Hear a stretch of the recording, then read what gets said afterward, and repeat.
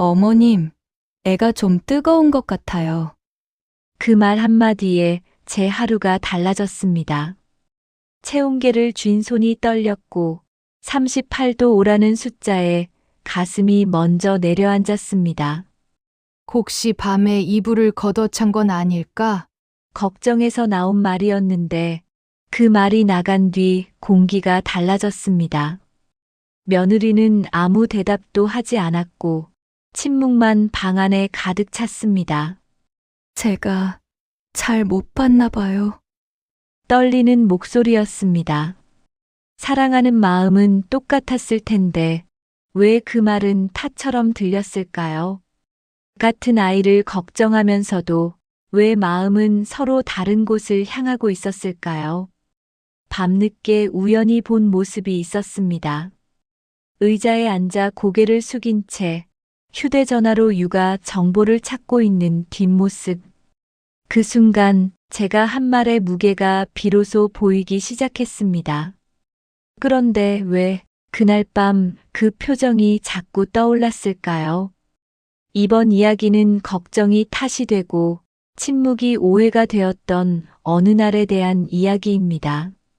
지금부터 이야기를 시작하려고 합니다. 저는 64입니다. 손주가 태어난 뒤로 제 하루는 달라졌습니다. 아침에 눈을 뜨면 가장 먼저 아이 방을 살폈고 작은 기침 소리에도 귀가 먼저 반응했습니다. 그날도 마찬가지였습니다. 어머님, 애가 좀 뜨거운 것 같아요. 이마가 뜨겁다는 말에 마음이 먼저 달아올랐습니다. 체온계를 쥔 손에 괜히 힘이 들어갔고 숫자를 확인하는 동안 숨을 참고 있었습니다. 38.5도. 숫자가 선명하게 떠올랐습니다. 가슴이 먼저 내려앉았습니다. 며느리가 아이를 안고 있는 뒷모습이 보였습니다. 안쓰러움이 앞섰습니다. 제대로 먹였을까? 옷은 적당했을까? 밤새 이불을 걷어차진 않았을까? 생각이 끊임없이 이어졌습니다. 어제 저녁부터 지금까지를 되짚었습니다. 혹시 목욕물이 너무 차가웠나? 바람이 너무 세게 들어왔나? 작은 것 하나하나가 모두 원인처럼 느껴졌습니다. 걱정은 늘 사랑에서 시작되는데 그 사랑이 언제나 부드러운 말로 나오는 건 아니었습니다. 그때는 미처 몰랐습니다. 아이의 열이 집안 공기를 바꿔놓았고 저는 그 한가운데서 점점 예민해지고 있었습니다. 손바닥으로 아이 이마를 짚어봤습니다. 체온이 제 손끝으로 전해지는 것 같았고 그 온기가 불안으로 바뀌어 가슴에 쌓였습니다. 창밖으로 해가 기울어가는 게 보였습니다. 시간이 흐르는데도 열은 내려갈 기미가 없었고 그 사실이 저를 더욱 조급하게 만들었습니다. 무언가를 해야 할 것 같았는데 무엇을 해야 할지 명확하지 않았습니다. 그 답답함이 온몸을 짓눌렀습니다. 약 먹였으면 조금 기다려봐야지.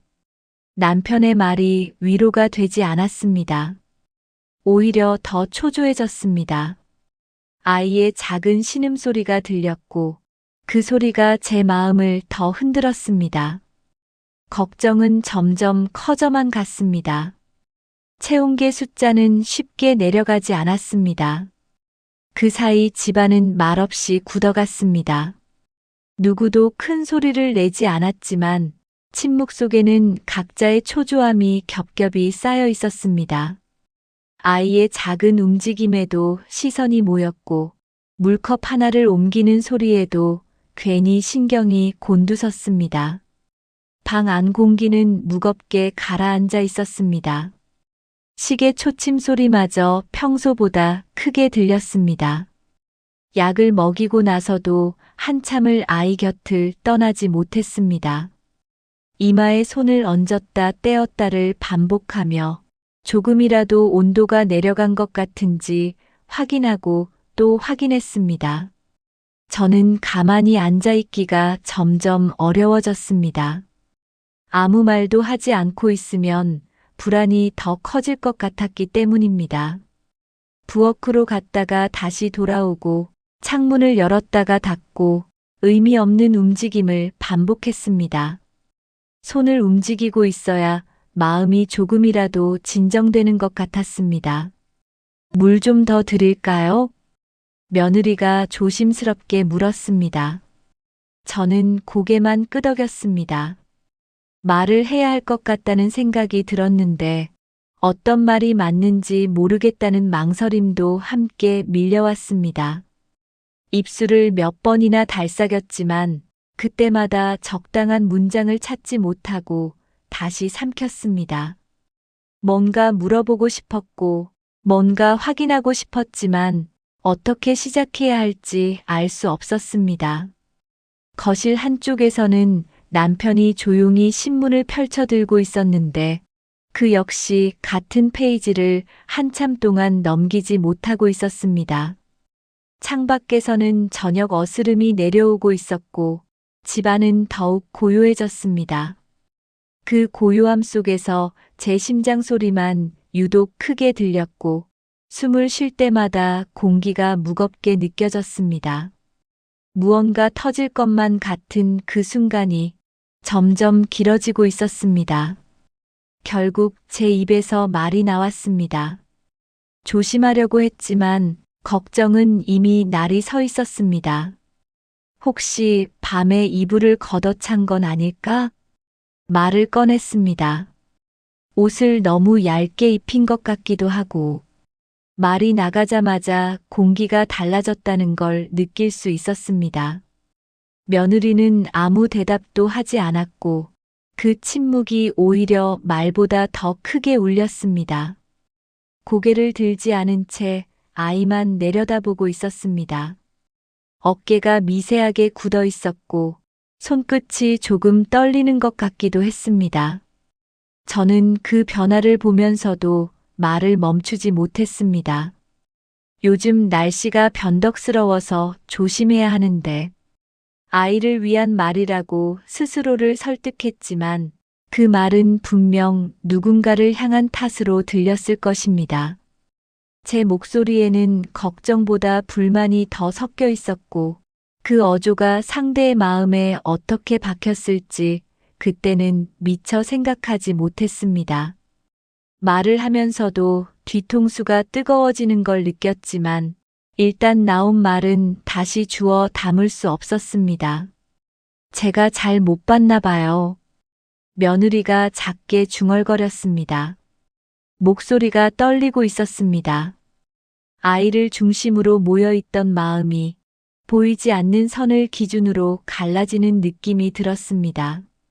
같은 공간에 있으면서도 서로 다른 쪽을 바라보고 있는 것 같았습니다. 공기는 더욱 무거워졌고 그 무게가 어깨를 짓눌렀습니다. 걱정에서 시작된 말이 갈등이 되기까지는 아주 짧은 순간이면 충분했습니다. 한 문장, 한 단어, 때로는 억양 하나만으로도 관계는 쉽게 기울었습니다. 제 말이 끝난 뒤에도 방 안은 한참 동안 조용했습니다. 그 정적 속에서 저는 제가 한 말을 곱씹었고 곱씹을수록 후회가 밀려왔습니다. 하지만 이미 뱉어진 말은 공중에 떠 있었고 그것을 지울 방법은 없었습니다. 굳어진 표정을 보며 저는 속으로 더 많은 생각을 쌓아 올렸습니다. 내 마음을 몰라준다는 서운함과 왜 이렇게 예민하게 받아들이느냐는 판단이 겹쳤습니다. 하지만 그 모든 생각은 확인되지 않은 채 제 안에서만 자라났습니다. 어쩌면 며느리도 할 말이 있었을지 모릅니다. 어쩌면 저와 똑같이 걱정하고 있었을지도 모릅니다. 하지만 저는 그 가능성을 그때 떠올리지 못했습니다. 제 감정이 너무 컸고 그 감정이 상대의 마음을 가려버렸습니다. 대화가 멈추자 오해는 더 단단해졌습니다. 같은 아이를 바라보면서도 마음은 서로 다른 방향을 향하고 있었습니다.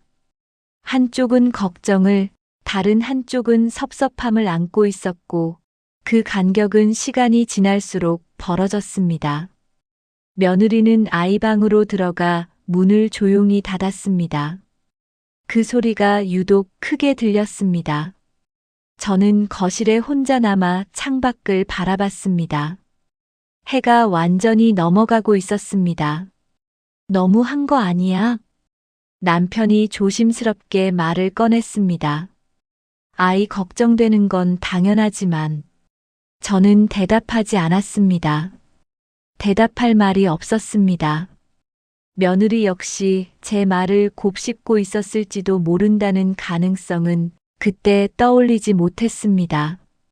저는 제가 옳다고 믿었고 상대가 이해하지 못한다고 생각했습니다. 그 믿음이 오해를 더 깊게 만들었습니다.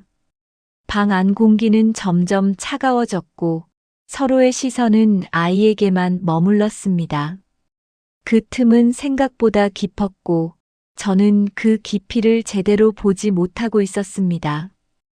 마음속에서는 여전히 내가 뭘 잘못했나 하는 생각이 맴돌았고 그 생각이 방어막이 되어 상대의 감정을 더 멀리 밀어냈습니다. 창밖으로는 어둠이 내려오고 있었고 집안도 그만큼 어두워지고 있었습니다. 불을 켜야 할 시간이었지만 누구도 먼저 일어나지 않았습니다. 어둠 속에서 각자의 생각만 키우고 있는 시간이 점점 길어지고 있었습니다. 아이가 잠들고 난 뒤 물을 가지러 가다 우연히 마주친 모습이 제 걸음을 멈추게 했습니다. 며느리가 의자에 앉아 고개를 숙인 채 휴대전화를 쥐고 있었습니다. 화면을 가만히 들여다보고 있었는데 뭔가를 검색하고 있는 눈빛이었습니다. 영유아 발열 대처법, 아기 열날 때 응급처치. 화면에 떠 있는 글자들이 보였습니다. 그 표정을 보는 순간 기억들이 겹쳐졌습니다. 처음 아이가 아팠을 때 밤새 잠들지 못하던 시간, 병원 대기실에서 초조하게 서 있던 뒷모습, 약국에서 약 봉투를 받아들 때의 떨리는 손. 그 모든 장면들이 한꺼번에 떠올랐습니다. 며느리는 한참을 그렇게 앉아 있다가 손으로 얼굴을 쓸어내렸습니다. 어깨가 축 처진 모습이었습니다. 걱정의 무게가 다르지 않다는 사실을 그제야 인정하게 되었습니다. 표현 방식이 다를 뿐 마음의 방향은 같았을지도 모른다는 생각이 들었습니다. 아이를 향한 마음은 똑같이 절실했을 것이고 열이 내려가기를 바라는 간절함도 다르지 않았을 것입니다. 제 말이 위로가 아니라 짐이 되었을 수 있다는 가능성이 그제서야 보이기 시작했습니다. 혹시 자신도 모르게 무언가 잘못한 게 있나 하루 종일 되짚고 있었을지도 모릅니다. 제 말 한마디에 스스로를 책망하고 있었을지도 모릅니다. 그런 생각이 들자 가슴 한쪽이 무거워졌습니다. 저도 한때는 그런 며느리였습니다.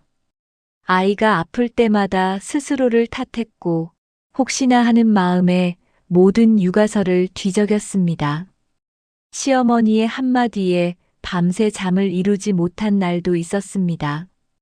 괜찮아, 내일 아침엔 나아질 거야. 며느리가 혼잣말처럼 중얼거렸습니다. 그 목소리가 떨리고 있었습니다. 그 기억들이 천천히 떠오르면서 지금 제 앞에 앉아 있는 며느리의 마음이 조금씩 보이기 시작했습니다. 다시 아이 곁에 섰을 때 저는 일부러 한 박자 늦춰 말을 꺼냈습니다. 바로 말하고 싶은 마음을 잠시 누르고 숨을 고르는 시간을 가졌습니다. 아이의 숨소리를 먼저 살폈습니다. 이마에 손을 얹어 체온을 느꼈습니다. 그 짧은 멈춤이 생각보다 큰 변화를 만들었습니다. 말의 속도가 느려지자 목소리도 자연스럽게 낮아졌습니다. 많이 내려간 것 같네요. 조심스럽게 말했습니다. 그 말에는 탓이 아니라 안도가 담겨 있었습니다. 며느리가 고개를 들어 저를 봤습니다. 눈빛이 조금 풀려 있었습니다. 네, 조금 전보다는 나아진 것 같아요. 작게 대답했습니다. 경계가 풀린 흔적이 있었습니다. 그 한마디가 저를 안심시켰고 제가 한 선택이 틀리지 않았다는 확신을 주었습니다. 해야 할 일부터 차분히 정리했습니다. 약 먹일 시간을 확인하고 물 마시는 양을 체크하고 지켜보는 순서를 하나씩 나눴습니다. 불필요한 해석을 덜어내자 집안의 공기가 조금씩 풀렸습니다. 아이의 열은 그대로였지만 어른들의 마음은 서서히 가라앉고 있었습니다. 제가 물 좀 가져올게요. 며느리가 먼저 일어났습니다. 같이 가요. 저도 차 한 잔 마시고 싶네요. 저는 의자를 조금 당겨 앉으며 옆에 자리를 내어주었습니다. 아이를 함께 바라보는 것만으로도 마음이 같은 곳을 향한다는 걸 느낄 수 있었습니다. 말을 하지 않아도 같은 호흡으로 아이를 지켜보는 시간이 흘렀습니다. 어머님도 힘드셨죠? 걱정 많이 하셨을 텐데. 며느리가 조용히 말했습니다. 아니야, 당신도 힘들었을 거야. 저도 조심스럽게 대답했습니다. 그 시간 속에서 우리는 조금씩 다시 가까워지고 있었습니다. 창밖으로는 밤이 깊어가고 있었고 집안의 공기는 처음보다 훨씬 부드러워져 있었습니다. 그날 이후로 저는 말하기 전 숨을 한 번 고르는 습관을 갖게 되었습니다. 걱정이 클수록 말은 더 조심해야 한다는 걸 배웠기 때문입니다. 아이를 위한다는 이유로 제 감정을 먼저 쏟아내고 있지는 않았는지 스스로에게 묻게 되었습니다. 탓하는 말은 순간의 불안을 덜어줄 수는 있어도 관계를 지켜주지는 못했습니다. 한 번 나간 말은 다시 주워 담을 수 없었고 그 말이 남긴 상처는 생각보다 오래 남았습니다. 그래서 이제는 말을 하기 전에 이 말이 정말 필요한 말인지 먼저 생각하게 되었습니다. 각자 해야 할 일을 정하기보다 같은 마음으로 함께하는 쪽이 오래 간다는 사실도 그날을 통해 알게 되었습니다. 누가 잘하고 못하고를 따지기보다 같은 방향을 바라보는 것이 중요했습니다. 아이를 키우는 일은 혼자 할 수 없는 일이었고 서로의 마음을 이해하려는 노력이 필요한 일이었습니다. 어머님, 오늘 고마웠어요. 며느리가 아이를 재우고 나오며 말했습니다. 무슨 소리야, 당연한 건데. 저는 손을 내저었습니다. 하지만 그 말이 마음에 남았습니다. 걱정이 클수록 탓보다 이해가 먼저였습니다. 그 한 줄이 제 마음속에 새겨졌습니다. 상대의 입장에서 한 번 더 생각해보고 제 말이 어떻게 들릴지 상상해보는 시간이 필요했습니다. 그 시간이 때로는 답답하게 느껴졌지만 결국 그 시간이 관계를 지켜주었습니다. 손주의 고른 숨소리를 들으며 조용히 다짐했습니다. 탓보다 먼저 숨을 고르는 하루를 살겠다고. 말이 앞서기 전에 마음을 먼저 가다듬는 사람이 되겠다고. 내일은 더 나아지겠죠? 며느리가 물었습니다. 그럼 분명 나아질 거야. 저는 고개를 끄덕였습니다.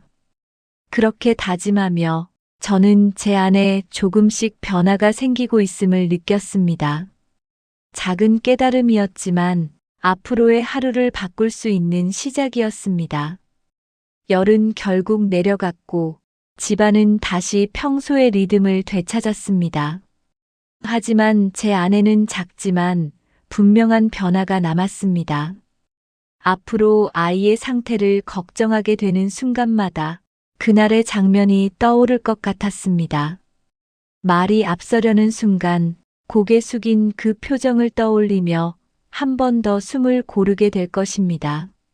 제 말이 상대에게 어떤 무게로 전해질지 그 무게를 먼저 가늠해 보게 될 것입니다.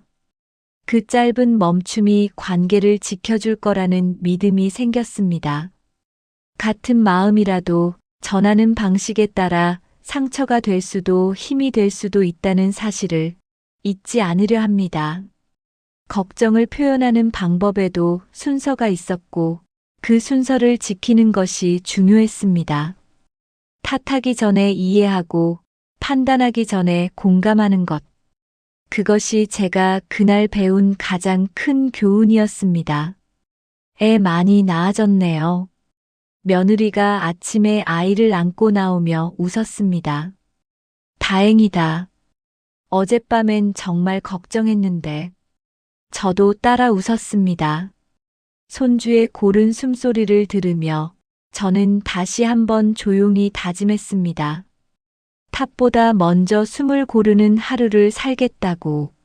서두르지 않고 상대의 마음을 먼저 헤아리는 사람이 되겠다고. 그 다짐이 제 마음속에 깊이 새겨졌습니다. 창밖으로는 아침 햇살이 들어오고 있었고 아이는 평온하게 잠들어 있었습니다. 그 모습을 보며 저는 어제보다 조금 더 나은 할머니가 되어 있기를 바랐습니다. 같은 실수를 반복하지 않는 조금 더 지혜로운 사람이 되기를 바랐습니다. 어머님, 오늘 뭐 드실래요? 제가 아침 준비할게요. 며느리가 부엌으로 향하며 물었습니다. 고마워. 같이 하자. 저는 일어서며 대답했습니다. 그렇게 하루가 시작되었고 저는 새로운 마음으로 아이를 맞이했습니다. 말보다 마음이 먼저 가는 그런 하루를 살아가기로 했습니다. 작은 변화였지만 그 변화가 앞으로의 모든 날들을 조금씩 바꿔줄 거라 믿었습니다. 이야기를 여기까지 들어주셔서 고맙습니다. 손주의 작은 열 하나가 제 마음을 흔들었던 그날, 저는 많은 것을 배웠습니다. 걱정이 탓이 되고 침묵이 오해가 되었던 그 시간들. 하지만 그 속에서 저는 조금씩 깨달아갔습니다. 같은 마음이라도 전하는 방식이 중요하다는 것을, 말하기 전 한 번 더 숨을 고르는 여유가 필요하다는 것을 말입니다. 제 이야기가 어쩌면 여러분의 이야기이기도 할 거라 생각합니다. 사랑하기에 걱정하고 걱정하다 보니 말이 앞서고 그 말이 때로는 상처가 되어 돌아오는 경험. 누구나 한 번쯤은 겪어봤을 그 순간들 속에서 우리는 조금씩 성장하는 것 같습니다. 탑보다 먼저 이해를, 판단보다 먼저 공감을 선택하는 일. 쉽지 않지만 그 선택이 관계를 지켜준다는 사실을 이제는 압니다. 걱정이 클수록 말은 조심해야 하고 사랑이 클수록 상대의 마음을 먼저 헤아려야 합니다. 말보다 마음이 먼저 가는 하루, 탑보다 먼저 숨을 고르는 하루. 그런 하루가 쌓여 관계는 조금씩 단단해지는 것 같습니다. 오늘도 제 이야기를 들어주셔서 감사합니다. 여러분의 하루에도 따뜻한 이해와 부드러운 말이 함께하기를 바랍니다.